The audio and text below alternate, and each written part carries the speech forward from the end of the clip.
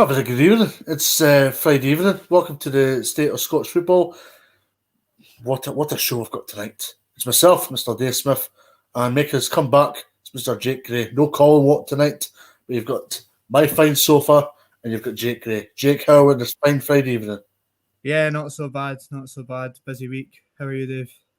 Yeah, I'm a bit better. I was a bit ill during the week, but no, all good and ready to talk some football with your fine self. And first and foremost, European action for both Celtic and Rangers last night. And from a Celtic persuasion to start off with, in terms of the game itself, in terms of permutations for qualifying out of the Europa League, it wasn't a big game as such for Celtic, but it was a big game in terms of Ange Postecoglou starting to get an understanding of his players. But first and foremost, a good win for Celtic, despite the fact that it was a meaningless game in terms of results. Yeah, absolutely. And you look at the team Celtic played; it certainly wasn't their first string team. So it gave Ange Postecoglou a good look at all the players that are on the fringes, and they've done exceptionally well. Betis are a really good team; they're doing well in La Liga. So yeah, I was really impressed with Celtic last night. Obviously, we're going to come to speak about the injuries picked up, which is unfortunate for Ange. There was a few players I'm sure he wasn't looking to play at all last night, but no, it was a good one for Celtic. Absolutely. On the game, a very good victory, but a game marred by repercussions in terms of Kyogo's injury, which is a bad one. But how do you feel Celtic will adapt to that injury? It's difficult to say. I mean, you look at the last time Kyogo was out injured, Celtic, really felt the struggle off the back of that. He came back and he done exceptionally well again. So he's definitely going to be a big miss. You look at last night as well, there's not a Yeti to rely on. So striking options fairly limited if Kyogo's injury is as bad as it's been made out to be. But yeah, he's a massive player for Celtic, and Ange Postecoglou will be hoping to get him back as soon as possible. I'll look at this by saying that Kyogo's not scored a lot of goals in the last few games. And in the early part of the season, it was kind of a reliance on Kyogo and Jota in a way. But I think the last 5-6 days I've told you there was no Jota at Paradise. It's Celtic put in a fantastic performance, in particular down the wings. And then Kyogo last night, he came off, but then Celtic still get the job done. I think it shows you a difference in mentality across all departments in the park just now. Yeah, well, I think it's what Ange Postecoglou instills throughout his whole squad. To be fair, haven't seen a lot of certain players up until last night, but as I said before, they've done well, and that will fill Ange Postecoglou with a bit more confidence that these injuries won't impact their title challenge too much. The fact that the fringe players, so to say, played as well as they did last night. But I still think it is a big worry losing a player like Kyogo, and they'll be hoping to get him back as soon as, and the other injuries they've got as well. And the thing is that this isn't coming at a good time because Celtic have got a lot of games coming up. So the squad is undoubtedly going to be stretched in the next few games. Yeah, of course. And go back to last night again, it was thin last night. Ange Postecoglou, I believe he wouldn't have wanted to have to bring on Kyogo Furuhashi last night. And yeah, the squad's definitely going to be stretched. December's a busy period for all clubs. And, Ange Postecoglou, I heard him on Sportsound last night saying he's not happy with the way Celtic have to play 3 games in a week. And I'm not surprised. I agree with him. I don't think any team should really go out and have to play 3 games a week and, play the same players over and over again. They'll be exhausted, and obviously there's more chance of picking up injuries. And with the way Celtic play, the way Ange Postecoglou gets them playing, I think again that's a higher chance of picking up injuries. And this is the thing. I think December, I touched upon it on Wednesday, I think this is a season-defining month for Celtic. Not season-defining in terms of how the league will shape up or where trophies are going to go, because leagues are never won before Christmas. But we'll look at this by saying that if Celtic can hit that momentum, despite the fact they don't have a lot of big bodies unavailable at this precise moment in time. It would say a lot about the fact that this Celtic side want to go win games of football, but also want to go win games of football without big talismans such as Jota and Kyogo. Yeah, and if they do come through this period, having picked up a good amount of points, it'll send out a message, specifically to Rangers and Giovanni Van Bronckhorst that, they are up for the fight. They are a different team this season under Ange Postecoglou, and there's a real title challenge on. I think there's only 4 points of difference just now. Is that right? Yes, I yeah. 4 points just now. So yeah, we've got a real title challenge. I'm looking forward to seeing how it unfolds. And there's another big game for Celtic on Sunday. They're at home to Motherwell, and another Manager of the Month award for Graham Alexander, his second in this season, and it just shows the job that Graham Alexander's doing this season, Jake. So it's got the meanings to be a really good game at Celtic Park on Sunday. Yeah, absolutely. I mean, Motherwell are sitting 5th. I think they've only lost one game in their last 5. So I think it's a deserved award for Graham Alexander. He'll be thanking Tony Watt, I'm sure, for all his goal contributions because he's been exceptional. And Alexander will be hoping that Tony Watt especially can keep that up and keep picking points up for Motherwell. The game on Sunday, obviously, it'll be really tough playing against Celtic at Celtic Park. But Motherwell, they'll be full of confidence. As I said, they've only lost one in the last 5, so you never know. They might manage to pick up a result against a somewhat depleted Celtic side. Absolutely. I'll look at this game on Sunday, Jake, by saying that Motherwell have went to Ibrox, picked up a point. It shows that Alexander isn't fear of going to the Old Firm or Big Glasgow too, and getting results. Yeah, to be fair, why should you be really? My personal opinion, you should just go into every game thinking that you're able to win the game, and I'm sure Graham Alexander will instill that in his players. And I don't think they should have anything to fear with the form that they're in. Obviously, Celtic are playing really well, as we've seen last night, but Motherwell will be up for the fight, and I think it'll be a really good game. Yeah, absolutely. And I mean, Celtic did very well for Park early in the season, but I think this is a different complexion this Sunday coming. Yeah, I mean, you look at the form of both teams. I can't quite remember if Motherwell were doing well. I'm sure they weren't doing as well at that point of the season when Celtic came to Fir Park, and they're doing a lot better now, scoring more goals, I'm sure, and they've been fairly solid at the back. Graham Alexander hasn't picked up this award for no reason. So, yeah, when you look at the form of both teams, that brings a totally different complexion to it on its own. Absolutely. With regards to this game on Sunday coming up, Motherwell have the purpose to be a top 6 outfit, but I think Sunday would kind of be a statement in a way.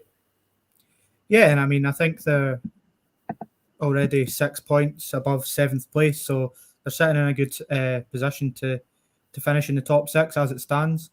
If they were to pick up a point on Sunday or a win on Sunday, that will definitely be a statement, and it will be a statement to the teams around them to say, we're in the fight for this top 6 and as high as we can get. And they're a club that should definitely or could definitely be in and around there. And with the squad, I think it's good enough. Yeah, sorry. As for Celtic, I think it's a test on Sunday, right? And a test because no Jota, no Kyogo. Yeah. And whenever they've had big players out in the past, they've always seemed to struggle. Yeah, and I mean, obviously, he played last night, but he was injured last night and they didn't struggle. I think, yeah, they have tended to struggle, and they have been relying on players like Kyogo and Jota more recently. But, as we were saying a little bit earlier on, I think the fringe players, or if you want to call them that, no disrespect to them, kind of proved that they are up for the fight and they could probably stake a claim in the team going forward. So I'm not so sure. I think it'll be a tough game for Celtic, without a doubt. Motherwell are playing very well, but I think Celtic will manage to get the win. Looking at individual players for Celtic here, I think it's a big game for Greg Taylor. Also, I think it's a big game for Liam Scales, or a big period, for Liam Scales.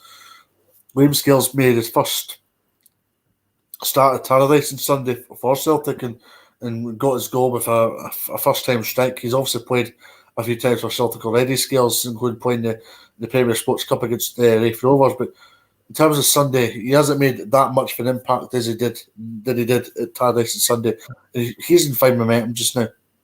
Yeah, and I think Ange Postecoglou will keep playing him and just keep watching him improve. To be honest, he's a great player. It was Shamrock Rovers he was at before, isn't it? Yeah. Well, he's 23, I think. Is that right? Or is he a bit younger than that? Yeah. 23.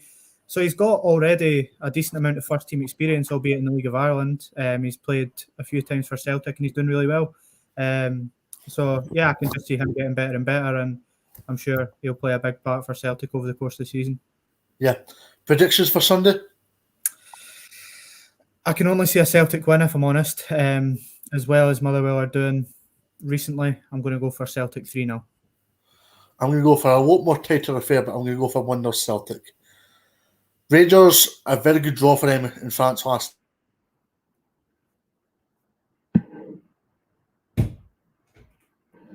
But also, I look at this. Oh, sorry, we were frozen away there. Yeah, we were frozen. Yeah, so beg your pardon to the viewers for that. But yeah, back on the original point. Very good draw, but I must say that this wasn't a dead rubber game compared to Celtics last night, because I mean, when you look at this game as a whole, Rangers are already qualified, but it was an opportunity to put out a statement, and it was a really good draw for Rangers last night, I felt. Yeah, and look, Lyon didn't play probably their strongest team, but I still think going away to France and picking up a 1-1 draw is a really good result for Giovanni Van Bronckhorst's side. And yeah, I think it was a solid performance, to be fair. I don't think Rangers created too much, but I think it was a professional performance, as we've seen from him in Europe throughout this season. So I think he'll be fairly happy with that. Yeah, absolutely. No play-by mention for me tonight, unfortunately, Scott. I'm a bit under the weather at the moment, but I'm still fit enough to be in this show on this fine Friday evening because there's no Colin Watts, so I've got big shoes to fill tonight. But I think we're off to a good start here, Jake. But on to Sunday, a big game for both Hearts and Rangers here. Yeah, and listen, it's a match that always, it's always a feisty encounter. Hearts obviously had a exceptional start to the season. Kind of tailed off a bit now. Robbie Nelson's not been best pleased with the officials over the last couple of weeks, and you could see something like that happening again on Sunday. As I said, it's always a kind of feisty affair between these two. As we just mentioned, Rangers picked up a good point last night away to Lyon, so they're in decent form as well. I think this will be a really good game, and I think it'll be a bit tighter than Celtic Motherwell. Well, my prediction for Celtic Motherwell anyway. Absolutely. Rangers are looking for a first win over Hearts since 2019. Hearts have a really good record in recent memory against Rangers. So there's kind of a good carrot for both clubs here on Sunday. Yeah, and Rangers, if Motherwell are to pick up a point or a win at Celtic Park, Rangers beat Hearts, they could pull potentially 7 points clear, which is a big gap in December. As we know, Hearts will be looking to keep their third place slot in the league at the minute. So, yeah, it's a huge game. It's always a huge game when, one of the Edinburgh clubs and one of the Glasgow clubs meet each other. And as I said, I think it'll be a really good one. Now, it must be said that coming out of your group is about being professional and getting results in the park. But quite an interesting debate is coming in the comments section here about obviously the proximity of the group stages and the quality of opponents that were in both Rangers and Celtics group stages, and there is a very good valid point there for some of the comments made by the viewers here. Yeah, in regards to Jamie Young's comment there, beating Betis 3-2 or picking up 350k or Kyogo's fitness. I mean, ideally Ange Postecoglou wants both, obviously, but what do you think of that, Dave? I think obviously 350k is a decent amount of money and it's a good result, but Kyogo's fitness is really important for the rest of the season. Well, I mean, for the short term, I would say Kyogo's fitness. I mean, the long term, it's a massive bonus. Obviously, Celtic picked up £350,000 because I mean, it's money that will help Ange Postecoglou in terms of his transfer budget moving forward, but also Ange Postecoglou's got a long-term process as well. He started that a few months ago now. He started taking players. There'll be one player from Japan probably coming in before the end of the calendar year, which just tells you how proactive Ange Postecoglou is being. And this is the start of something. And yeah, I mean, they both have good positive points and also negative points about them as well. But in terms of this Sunday coming, if Hearts can go and get a result, I think it's a brilliant result for the state of Scottish football. Yeah, absolutely. I mean, I personally always, sorry to Celtic and Rangers fans in here, I always like to see an underdog going and getting a result. I think if Hearts can kind of keep up the pace on the top two, it's only a good thing for the league. I'm not quite sure how many points they are behind now, but it's not many. They're 5 points behind Celtic and 9 behind Rangers. So if they can get a result against Rangers, they'll be closing the gap, and it'll certainly make things more exciting for the rest of the season. Absolutely. It's a pity we didn't have Greg Playfair on the night because he'd have been very excited for this Sunday in question. But with Hearts, Tynecastle's a cauldron at the best of times, and it will be the same on Sunday. Yeah, exactly. I've got that written down here. Rangers won't be looking forward to going and playing at a full Tynecastle. You know, the fans are so close to the players. You can hear all the shouts, and you know it'll just be a great atmosphere on Sunday. And I'm sure Rangers players won't enjoy it, to be fair. Although the Rangers fans will go and they'll make some noise of their own, especially if they're on the upper foot and pick up a result. But yeah, it's certainly not an easy place to go, especially when Hearts are playing well. Yeah, Ryan Jack has ruled out a frustration, but maybe a little bit too soon for a midfielder. I think so. Obviously, it's frustrating for Rangers fans. They want to see him back and back to his best, but there's no point rushing him. I know he was out for a long, long time, and you know they managed okay with the midfield they've got. They've got good players in there that are capable of winning games for them. So I don't think there's any rush for Ryan Jack. Yeah, absolutely. And I mean, when you look at Sunday, Arfield said today that they're probably a better side than the Van Bronckhorst. Would you agree with that? Yeah, I think they're a better side now than they were when Gerrard left. I think Gerrard had them playing better football throughout his tenure. It kind of teetered off towards the end. But I think they seem to me more solid and regimented under Van Bronckhorst so far. I don't know if you agree with that, but I think until he's able to bring maybe a few of his own players in, that'll be the way that he'll want his Rangers side to play. Yep, absolutely. And when we look at this game coming up, I mean, Hearts will be looking at this as a potential get the 3 points and build our own momentum, because Hearts in particular have had a funny sequence of results of late. Yeah, they have. I'm right in saying they won last time out against Livingston, or was that a few games ago? Yeah. So I mean, Hearts players will know that they're capable of beating Rangers, and I absolutely think they are.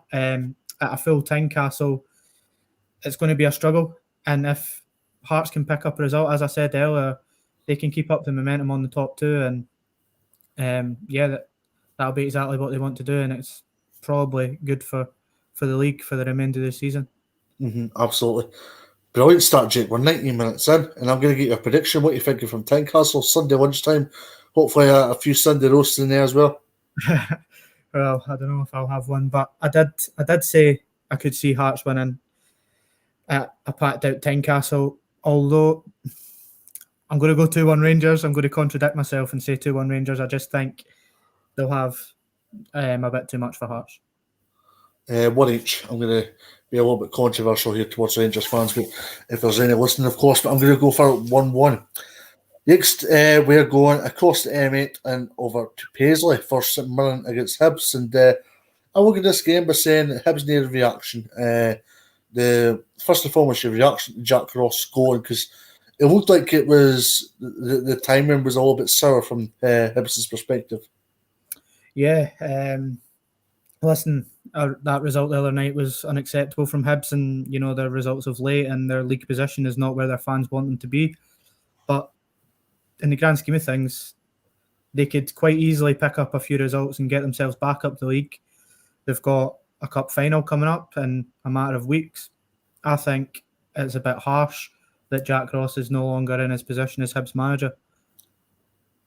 Yeah, absolutely. And I mean, but the sounds of things, it sounded like Hibs weren't had a no-brainer mentality about this, because it seemed to be the Hibs hierarchy trying to get a hold of Jack Ross as soon as he finishes media duties at the Tony Macaroni Arena on Wednesday.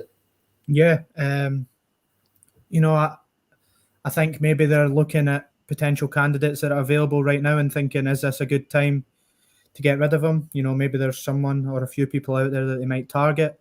I know we're going to come on to it a little bit later and looking at who they are potentially going to get. But yeah, I think it was the way it was handled. It was announced pretty soon, or the day after that he was away. So it was clearly done after the game, which is really quick. They haven't mulled anything over. They've just decided that that's it and he's away. I feel a bit sorry for him, to be honest.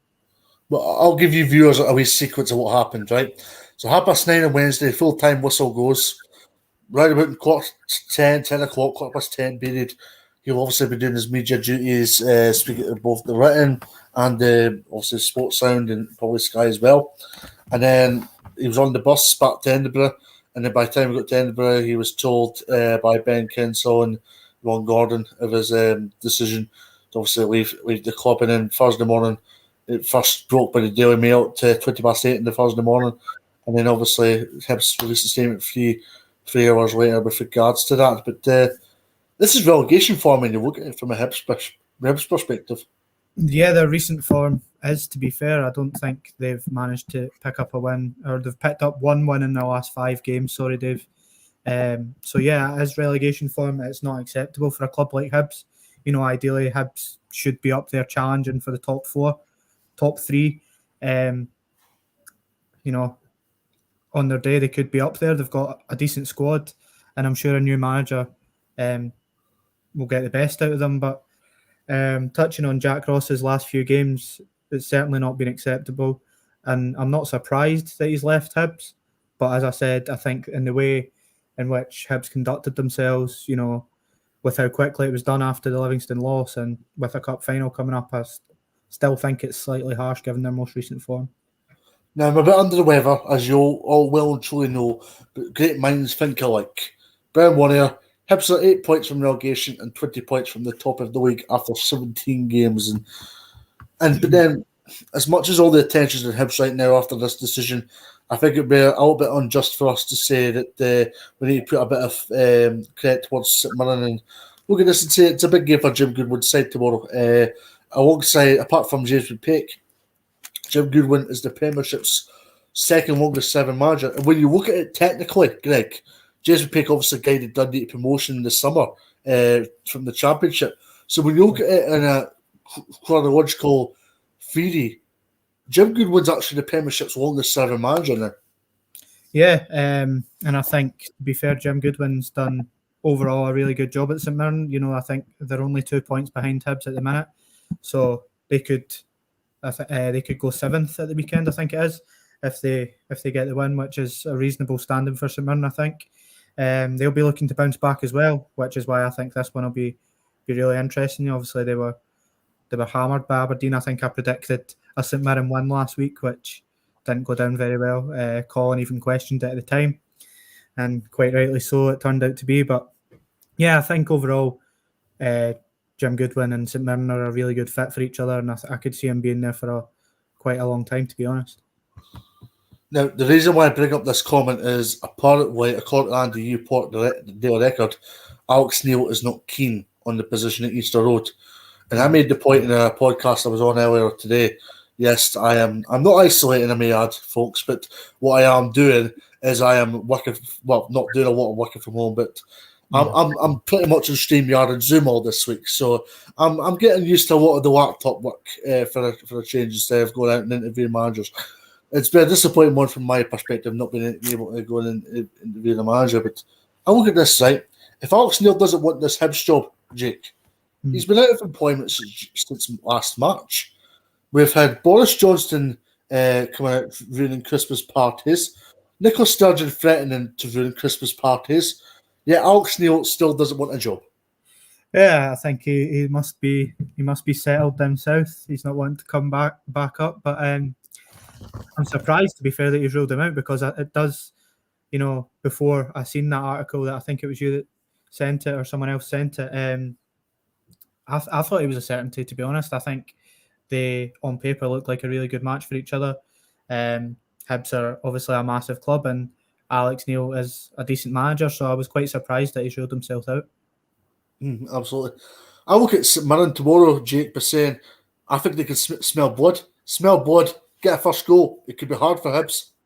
Yeah, especially, I'm sure, the game's at St Mirren, isn't it? So I'm sure Hibs will take a large support, and if St Mirren go 1-2 goals up, the Hibs fans will get on their team's back, and it really won't be easy for them. Yeah, they're struggling at the minute, and I agree. I think St Mirren will be right up for it, especially after their heavy defeat last time out. They'll be looking at it and thinking, it's a managerless team, we can go and win this year. Yeah, and St Mirren are capable of getting a result. I mean, they're on a bit of a blip right now, but go back to September type of period, they were getting some big results there. Yeah, they're a good team. They're a really good. Oh well, I'd say really good. They're a decent team, St Mirren. They've got some good players, and as you said, they are capable of picking up results. I definitely wouldn't be surprised to see them beat Hibs tomorrow. I tipped them last week to beat Aberdeen. Obviously, that didn't go my way, but that just shows you what I think of them. I think they're a really good team, and I think Jim Goodwin is a good manager, and they can get them playing in a way that makes it really hard for teams. I think they can be quite stuffy and quite difficult to break down at times. I think it's a big week for Hibs though. Starting tomorrow against St Mirren, then they've got Dundee at home on Tuesday, and then the cup final. I think tomorrow's the start of a big game, 3-game window for Hibs. David Gray will obviously take charge tomorrow. Is this a 3-game trial for David Gray, do you think, first and foremost? I don't know about that. To be fair, he's a Hibs legend after the time he's had at the club and the goal he scored against Rangers. Sorry to any Rangers fans watching.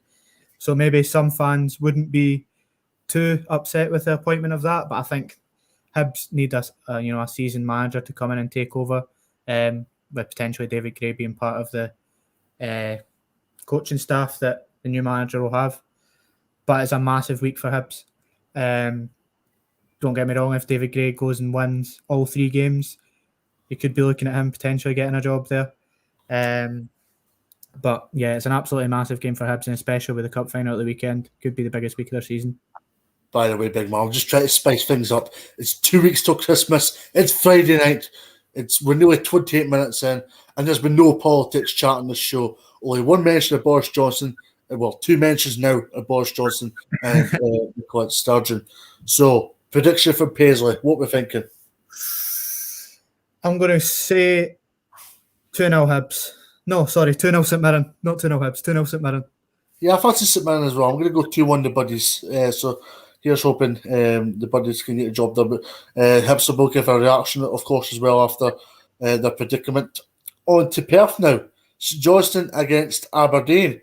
St Johnstone, it's the start of a big run of games. Cam Davidson spoke to the Keener this week, Jake, and he wasn't happy with the run of games that St Johnstone are getting across December. On a range of different levels here. On a range in which his team will have a lot of games, injuries, playing up, blah, blah, blah. But also from a supporter's perspective as well. Yeah, as we've said already, it's a really busy period for every club, and I think he's got every right to be annoyed with the games coming up. I didn't really see his comments in the Courier about what he said from a supporter's perspective, but I think all managers... It was basically just saying it's an expensive time and all that kind of stuff. All right, yeah, absolutely. Yeah, and I think it's the same for every club, and it's I think it's something that potentially has to be looked at in the future, playing so many games at any time, but specifically around this time for that reason as well. It is really an expensive time of year for fans, and it's not cheap to go to a game now. You're looking at least £20 for a ticket, money to get there if it's an away game, even if it's a home game, if you're travelling, money on whatever you're drinking and eating. So, yeah, I understand that point entirely. Now, I don't want to get away from the original topic here, which is, of course, Johnstone against Aberdeen. But I think we've got to give every sympathy for possible to Kelty Hearts Football Club. We're up to Elgin on Tuesday. Get to Borough Briggs. Game's off at 6:15. That's a lot of repercussions financially for that club, even though they are putting in a lot of money in that SPFL journey. Yeah, financially, and these players are part-time, or the majority of them are part-time. I think they're all part-time. They're probably having to travel back down from Elgin and go to work again the next day, and the game's been off. Running buses, booking hotels, whatever it is they've done, it's not cheap. And even for a club like Kelty that do have money, that's a tough one to take. But I guess these things happen. For St Johnstone, this is a potential springboard to start in the season because they haven't been playing well in recent times, and results-wise has been poor as well. Yeah, I mean, they might be... they'll either be more rested this week or less sharp after the game last week was called off against Ross County. But it's a massive game for St Johnstone. Aberdeen have potentially turned a corner, so it could be a difficult one. But if St Johnstone can pick up the points, I've no doubt that they can go on a bit of a run. They've got a good squad there. We've seen that last season, of course. So, yeah, it's a massive game. Yeah, absolutely. Aberdeen are looking for a third win in a row, though. I think it would be quite some going because Stephen Glass has struggled for consistency since taking over at Aberdeen. Yeah, and that's just what I'm saying. I think, they've potentially turned a corner, and if they can get that third win in a row, I'm not actually sure if they've even won 3 games in a row this season. No, they haven't won 3 games in a row since Glass took over. Yeah, so that's what I'm saying. I don't think, if they can go and get that win, I think maybe they'll go on even more of a run, and the fans will start to get off Glass's back a bit. They'll pick up more points and get their way up the table, where Aberdeen should really be, to be honest. They're into the top half now. They're 4 points behind Motherwell and Dundee United. And by the way, Dundee United, we're looking at Dundee United that have had, a fantastic start to the season. Aberdeen have had an abysmal start to the season, and there's only 4 points between them. So that just shows you where Aberdeen should be. And if Glass can pick up the points against St Johnstone, I think they have turned that corner. And one problem for Aberdeen so far this season has been their away form. And this would be a big victory, I would say, for Aberdeen tomorrow. Yeah, absolutely. It'll be a huge victory. I mean, St Johnstone, of course, haven't been playing the way that they were last season, but in the Cups anyway. I know their league campaign wasn't the best, but if they can go and beat St Johnstone away from home, as I said, I know they've not been great. I think it'll be a big statement. It'll fill Aberdeen players with a bit more confidence, and they'll think, we can go away to teams and pick up points and win dirty and not, play attractive football at all times and get the points. Going away to St Johnstone, it's not an easy place. So as I said, it'll fill them with confidence if they can pick up the 3 points. Yeah, absolutely. Because Aberdeen have only won away from home at Livingston so far this season. So their away form leaves a lot to be desired. Yeah, absolutely. And as we know, Livingston's form, I'm sure we spoke about it last week. In fact, you weren't on the show, but we spoke about it last week. Livingston's home form hasn't been good. So the fact that that's their only away win doesn't really say much for Aberdeen's away form, to be honest. And they stole the win, I may add. Yeah, exactly. So yeah, their away form's been terrible. Their home form hasn't even been amazing, but they have been significantly better in front of their own fans. So yeah, Stephen Glass will be ecstatic if they can manage to get the 3 points. I think the most important thing tomorrow, Jake, is goals. This game has a huge exhibition of being a 0-0 or a 1-0. Yeah, and listen, we could quite easily see that happening again. St Johnstone have only scored 9 goals this season. Aberdeen, they've scored a bit more. I think reading here, they've scored 2 and conceded 22. 22. They've scored 22 and conceded 22, not 2. So they've obviously scored a bit more than St Johnstone. I think that'll be the case again. You look at their games in the past, they have been quite low-scoring fixtures. To be honest, the way St Johnstone are playing, they've got a few injuries up front, like Stevie May. As I said, they've only scored 9 goals this season, so I could see another low-scoring fixture. Yep, and from an Aberdeen persuasion, I mean, because all the games have obviously Johnstone and Aberdeen in recent times have been 0-0, 1-0, and 1-0. Aberdeen won the last corresponding fixture at McDermott Park, and Aberdeen have got a really good despite the fact that there's not been a lot of goals between the teams, Aberdeen actually have a really good record in recent memory. It's St Johnstone's ground. Yeah, and you just need to go and look. Last week, Aberdeen scored 4, so they're definitely capable of it. And, we've seen Aberdeen going to McDermott Park, as you said, and winning 1-0. So I think Stephen Glass will be quietly confident going into the weekend. I'm sure he'll be nervous. It's an away game, and he'll be looking to pick up that elusive second away win. But yeah, as I said, I think he'll be quietly confident. Yeah, just to clarify, folks, all the games last season between St Johnstone and Aberdeen was 2-0 and 2 1-0 victories for Aberdeen. So there you go. And we're hoping for goals tomorrow. But Jake, what are you thinking for Perth? 4-4. No, I'm only joking. I'm going to say 2-0 Aberdeen. Okay, I'm going to go for 2-1 Aberdeen. I don't think I gave... No, I did give you my St Mirren Hibs prediction, didn't I? I went for... I think St Mirren will win the game. On to Tannadice now. Dundee United against Livingston. Dundee United looking for a first win in 3 with another side that's only got 1 win in 7. A lot to be worried about if you're a Dundee United fan just now, Jake. Yeah, obviously we know they had a terrific start to the season under Tam Courts. They're still towards the top end of the league. They're sitting in 4th still. But looking for their first win in 3, I don't think they'll be overly confident at picking up a win against Livingston, albeit Livingston haven't been amazing throughout the course of the season, but they picked up a win against Hibs last time out, so they'll be full of confidence as well. So I guess it is kind of worrying if you're a Dundee United fan, but it's a funny game. They could go and pick up a win on Saturday, and there'll be a lot less worries if that was to happen. It's getting a bit late now, Jake, so I'm waiting to spice things up here and go a bit analytical. From a Dundee United persuasion, I think they need to go and replace Shanklin in January. Also, there's doubts in the midfield area as well. Butcher is immune to suspensions, as was shown last weekend, and in the Aberdeen fixture as well. You've also got Fuchs, who's been getting bids from clubs in Scotland, a few in England, and Stuttgart in Germany as well. So they're going to be under the cosh a little bit externally in terms of bids coming in from other clubs, also interest coming in, and also the repercussions of their bad discipline in terms of Butcher as well. So there is a lot to be worried about, but also tomorrow could be a change in dynamic in terms of positivity. Yeah, I think you're right. I think Shanklin should have been replaced at the time, to be honest, if that was possible. Nicky Clark has been all right. He's a decent striker. He likes to play well, but I think Dundee United need more of a goal scorer like they had in Shanklin at times. If they can go and get that, then that could be a bit of a game changer for them in the second half of the season to maintain their top 4 status that they've got at the minute. I think they should be worried about their midfield at the minute. Callum Butcher's kind of an ever-present, really. But he's suspended now.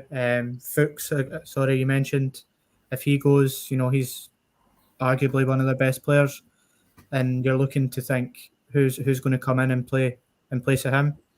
I think it's a big window for Tam Courts if he is to go. I think he should replace him and Shanklin, as you said. And here's the argument. The argument is that United could be at the beginning of the end of the life cycle in terms of the whole team just now. Well, that's the thing.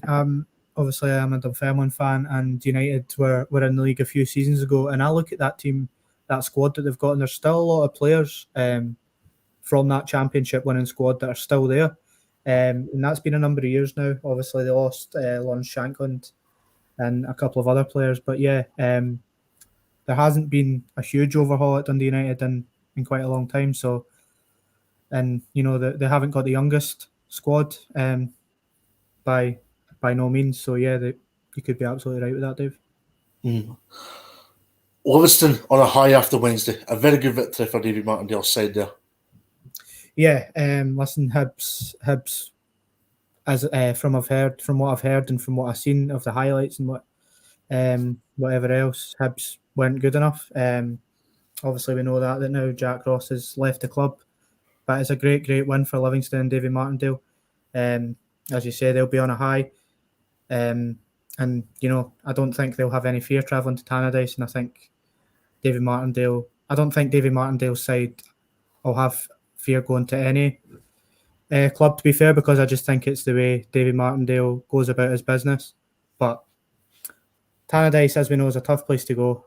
I don't know how I see this one going, to be fair, because Dundee United obviously aren't in the best of runs, but neither are Livingston. Having picked up that win, I think it could go either way. Absolutely. Staying on Livingston, I'm a big believer in if it's broke, if it's working, don't change it. And Wednesday's system and philosophy and the way things transpired on Wednesday worked for Livingston. I don't think he would change it tomorrow at Tannadice. Yeah, I think David Martindale's got the same philosophy as you just mentioned yourself, having Dave. I don't think he will change it. Listen, I've said a number of times on this show that I do fear for Livingston for their Premier League status at the end of the season, but the way that David Martindale sets up his teams and the way that they set up the other day, they can be hard to beat, and they were hard to beat the other night. I can't see David Martindale changing that. Listen, they don't score a lot of goals, and I think he'll be looking to bring in a striker or Rico a striker and Joe Newbley in January. But yeah, I don't think he'll change anything going into this one. Because Greg Playfair made the point on Wednesday show about Bruce Anderson and potential him coming in. And then I had to go and ruin it because the Livingston team had literally just came out at that point in time and Andrew Sherry had started. Andrew Sherry, I thought, created a dynamic that worked when they beat Celtic 1-0. Sorry, Dave, you froze a bit on me there. Oh, sorry. Hello, sorry. It's my little Wi-Fi. Beg your pardon, viewers. Yeah, I was touching upon the fact that when Livingston played Celtic and won 1-0, they played Shinnie that day in question, and it worked. And it's the same thing happened again on Wednesday. Yeah, I mean, would you describe him as a physical player? Because I'm not sure I would. I think he's a focal point for more a vocal point. Yeah. Yeah, I don't think he's overly physical, but I think he can get the better out of centre halves and let them know that they've been in a game. I think, if David Martindale's wanting to play a more physical game, that's who he'll start with. Although he's not a physical player, he does give them that focal point, and he gives he links up with they play with the midfield a lot better than they have been at other times in the season. So I think we'll see him starting most games from now on. Yeah, absolutely. Now, in terms of this game tomorrow, it would be a real springboard for Livingston yet again. But I want to get your opinion on Tam Courts. He spoke to, I wasn't there because I'm obviously not well just now, but he spoke to the guys at STV yesterday. As much as Callum Butcher's getting a 3-match ban, he's pleaded for a bit of transparency and fairness from the SFA. What are you thinking of that? Yeah, make no mistake, it's definitely worthy of a 3-match ban. I think it was a terrible challenge.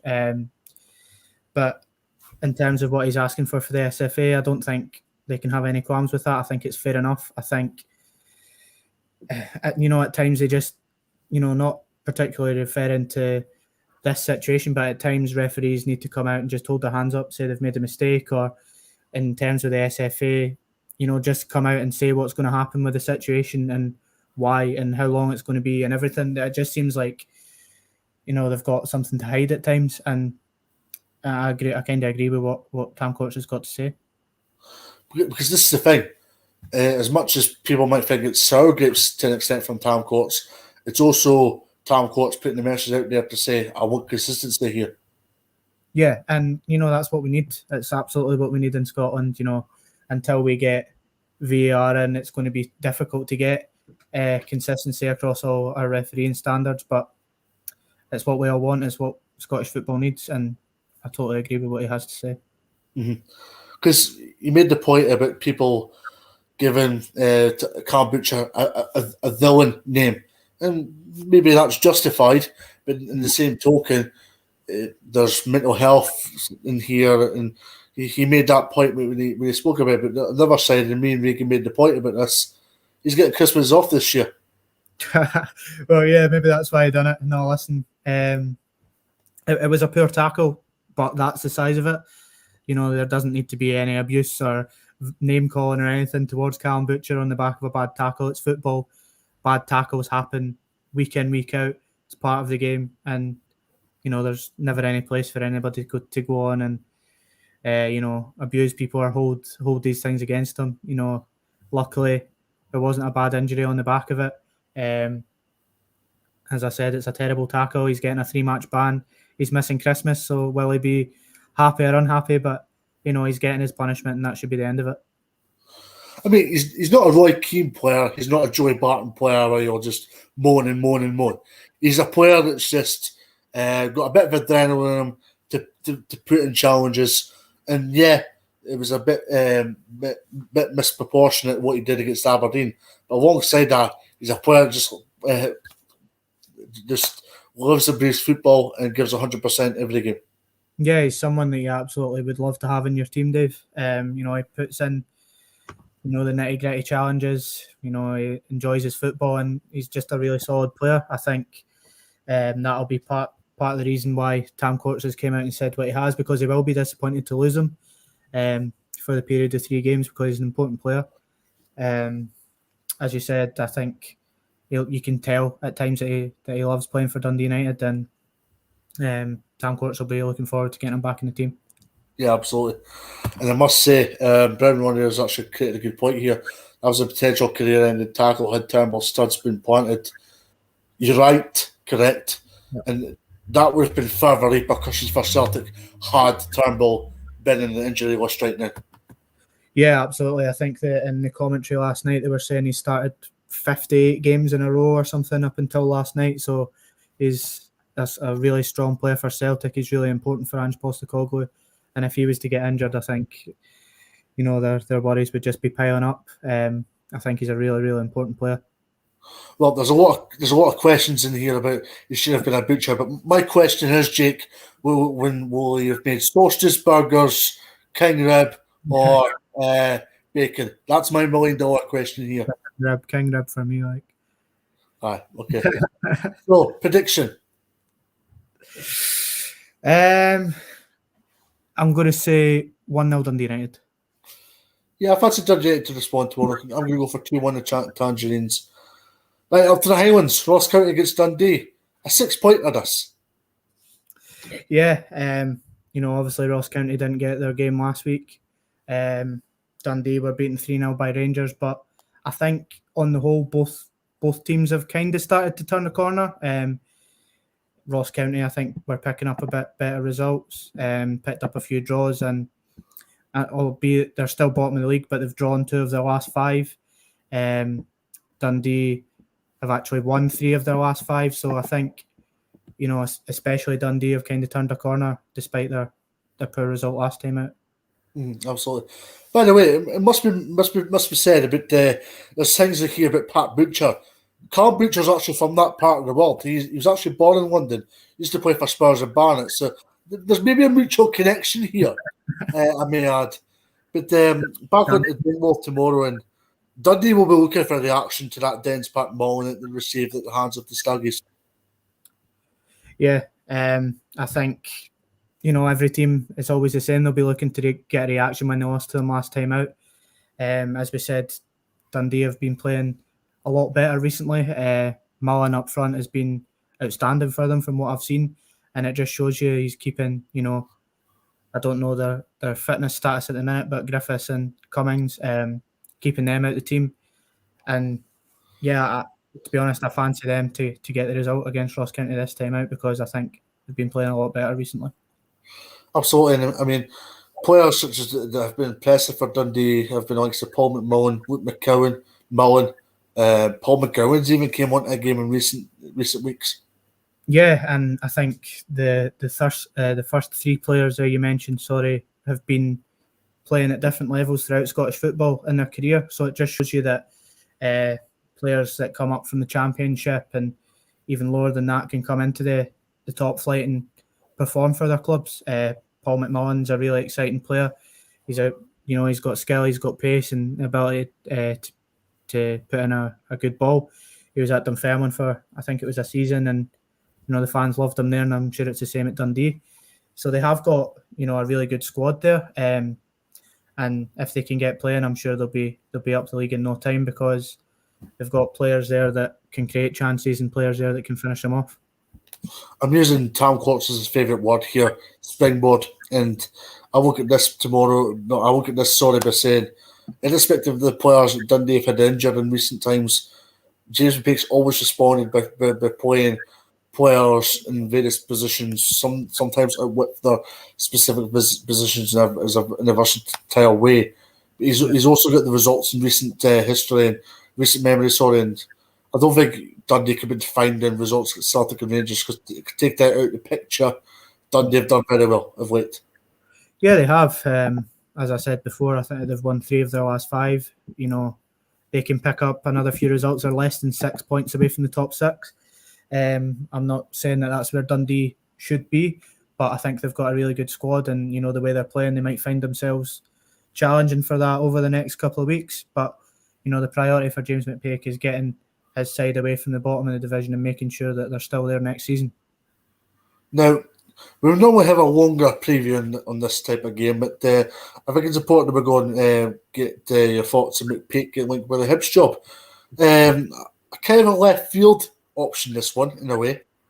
Yeah, I mean, as much as I think he's doing a good job at Dundee, I personally don't think he's doing a good enough job, or he has throughout his whole tenure at Dundee, to get the Hibs job, despite the fact that he played for Hibs. It'd be interesting to speak to a Hibs fan about this, to see if they would take him at the club.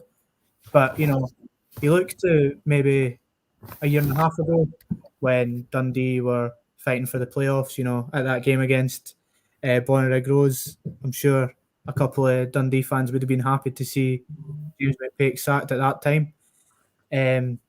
He's came on, he's done well, he's took them up, and he's got them playing reasonably good football. I just don't think he's the man to take Hibs forward. I'd be surprised if he gets a job, but it'd be an interesting one to see how that unfolds if he does. I made a point to somebody else about this as well. I think this is too early a job for Jason Pick.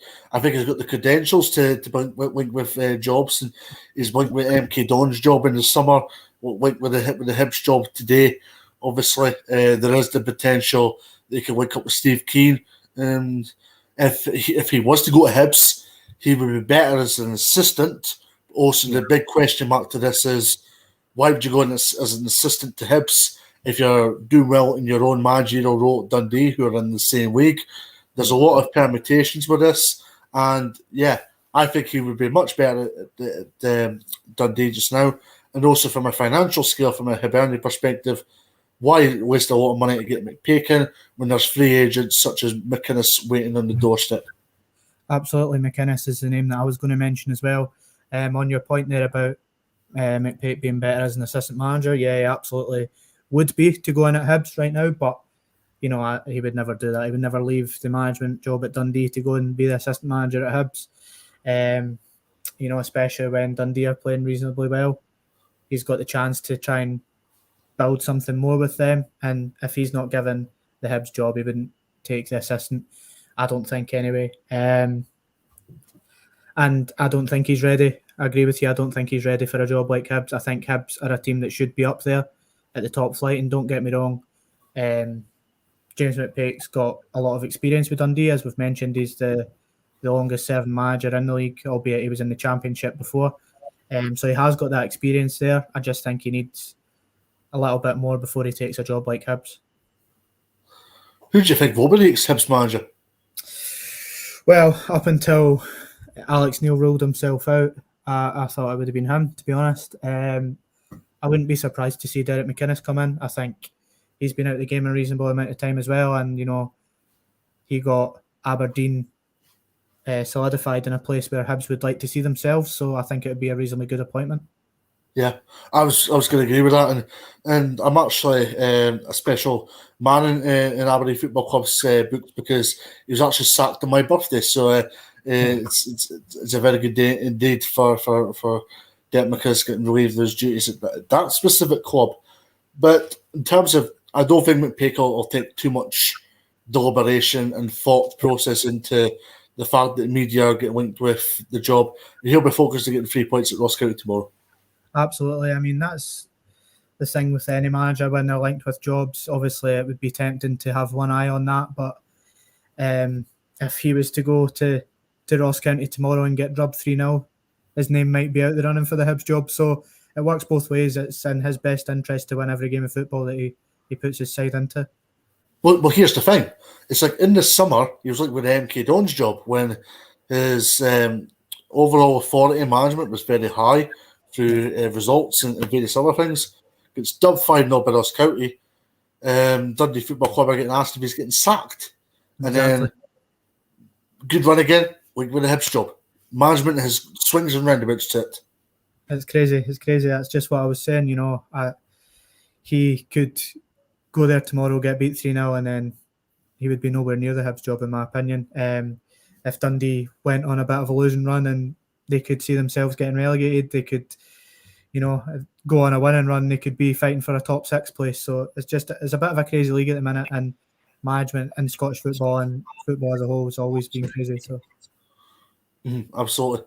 Your prediction for Dingwall tomorrow then? Ross County against Dundee. I think Dundee will win it. Despite Ross County, picking up a few draws of late, they've been a bit more solid at the back, Ross County. In fact, they've definitely been solid at the back, but I think Dundee will win 2-1. Absolutely. Right, we're going to finish in the Championship. We've got Ayr against Hamilton. We've got Dunfermline against Queen of South, Part against Arbroath, Raith against Kilmarnock, and we've got Morton against Cali. The 7:45 game tonight, Ayr against Hamilton. 2 teams at the bottom end of the table. How do you see this one going? To be honest, I think it could be a bit of a dire watch. I'm going to watch it myself, but I've seen both teams throughout this season, and neither of them have impressed me. I think Hamilton are a better team than Ayr. I think Ayr are probably, arguably, Jack Donnelly, the worst team I've seen this season. So I think Hamilton will nick it. I wonder if Jack Donnelly still listens to this. I hope he does. Because he'll pop up in the comment section. It'd be lovely to hear from Jack. But your own club tomorrow, home at Queen of South. I watched Queen of South against Cove, and I wasn't impressed, I must say, with Queen of South that day. No, and obviously since then they've been beaten by Cove as well. They lie bottom of the league, but Dunfermline are not a great team. I'm under no illusion. We've turned a bit of a corner under Yogi, although we have lost our last 2. But I think we should beat Queen of the South tomorrow at East End Park. Yogi wants to turn it into the fortress he believes it should be, and Queen of the South are toiling at the minute. So I expect us to go out and get the win. I think it'll be 3-0. What do you think of the job that Yogi's done so far? I've been really impressed with Yogi, to be honest. Obviously, kind of his first game was against Inverness. He wasn't officially in charge, but the rumours were he came in, he went into the dressing room and kind of gave them a kick up the backside, and we came out and won that game against them, who are top of the league. I think he's just generally a positive guy. I was at the supporters meeting a couple of weeks ago, and just the things that Yogi comes out with, you're just always impressed with the words he says. So I can only imagine the influence he's got on the players in that squad. Now for Partick Thistle against Arbroath, 2 teams that are doing well so far this season. Yep. Partick Thistle are a really solid side. They've got good players. Kyle Turner they've got there. They've got Brian Graham, who's one of the top scorers in the league, if not the top scorer. Actually, Michael McKenna's the top scorer, so Arbroath have got him. But I expect Partick Thistle to get the win in this one. Credit to Arbroath, they've had an outstanding season. I think they're 5th, or maybe they're even 4th now. I'm not so sure, but I expect Partick Thistle to go out and get the win.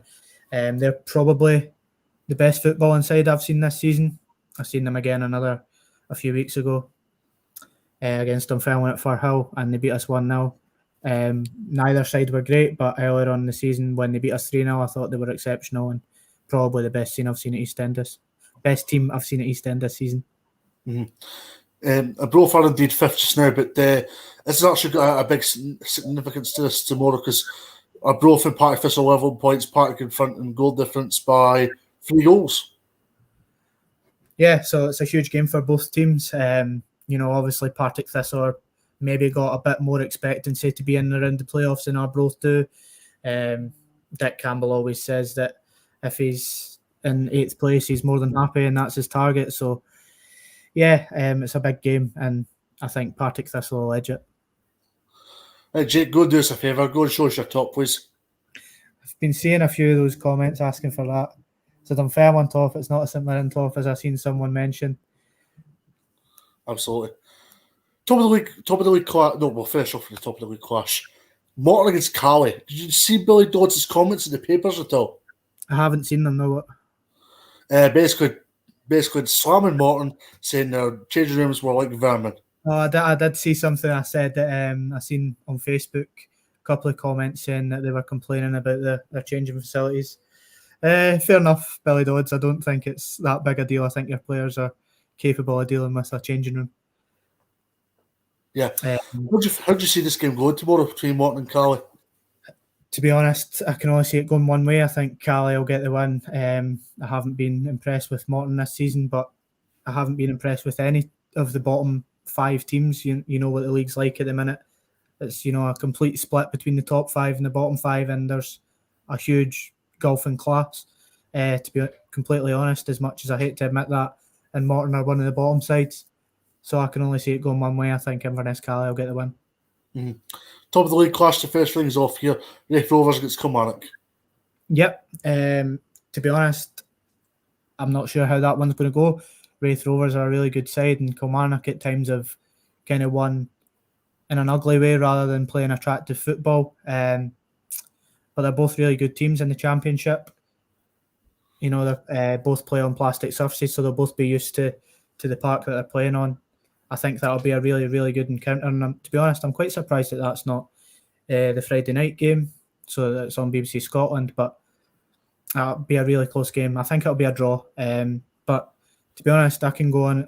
I can see Raith Rovers going on and winning the league, as much as it pains me to say it, as they're Dunfermline's rivals. But I could see them being up there and winning it.